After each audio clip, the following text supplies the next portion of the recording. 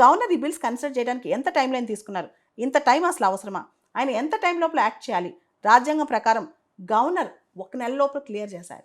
Supreme court Tamil Nadu governor versus government కేసులో ఏదైతే governor article 200 కింద నిర్ణయం తీసుకుంటారో లేదా బిల్స్ పెండింగ్ పెడతారో వీటికి సంబంధించి జ్యుడిషియల్ రివ్యూ ఉంటుందని చెప్పింది. అంతేకాదు గవర్నర్ ఇండెఫినెట్గా బిల్స్ మీద కూర్చోకూడదని చెప్పి టైం లైన్ ఇచ్చింది.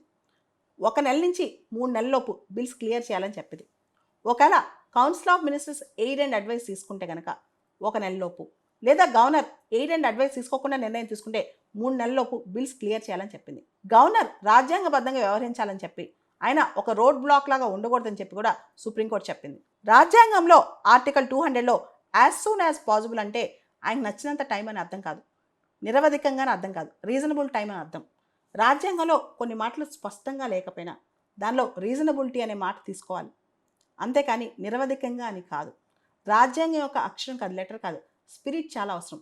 ఇక్కడే కాన్స్టిట్యూషనల్ మోరాలిటీ, మన రాజ్యాంగాన్ని ఎలా అప్లిఫ్ట్ చేస్తున్నాం, రాజ్యాంగబద్ధంగా నియమితులైన వాళ్ళు ఏ విధంగా పనిచేస్తున్నారు, ప్రజలు అన్నీ గమనిస్తూనే ఉంటారు.